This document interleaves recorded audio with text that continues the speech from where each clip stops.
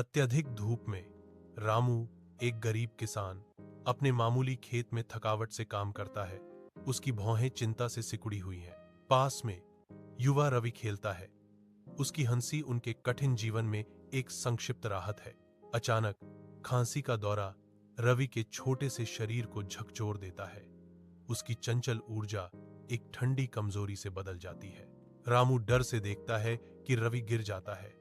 उसका छोटा सा शरीर सूखी धरती पर एक भयानक धक्के से टकराता है। हे भगवान, मेरे बेटे को क्या हो गया है?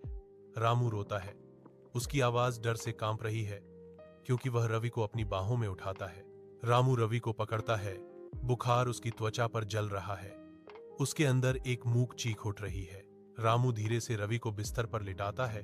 उसका चेहरा चिंता से भरा हुआ है, क्योंकि वह अपने बेटे की बिगड़ती हालत को देखता है। मेरे पास पैसे नहीं हैं, लेकिन मैं रवि को मरने नहीं दूंगा।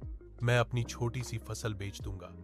रामू ने अपनी आवाज में निराशा के साथ कसम खाई। सीता की आवाज डर से कांपती है। लेकिन हमारे पास खाने के लिए क्या बचेगा? रामू की आंसुओं भरी गुहार मंदिर में गूंजती है। हे भगवान, मेरे बेटे को बचाओ। मैं अपनी पूरी फसल आपको दान कर दूंगा। रामू चिंतित होकर रवि को डॉक्टर के क्लिनिक में लाता है। उसका चेहरा चिंता से भरा हुआ है।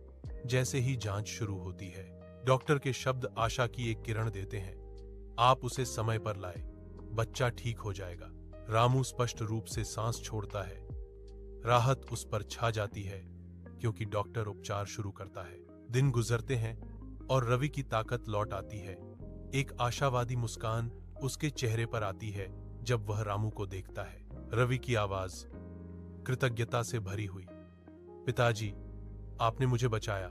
रामू रवि को कसकर गले लगाता है, फुसफुसाते हुए, यह भगवान की कृपा है मेरे बेटे।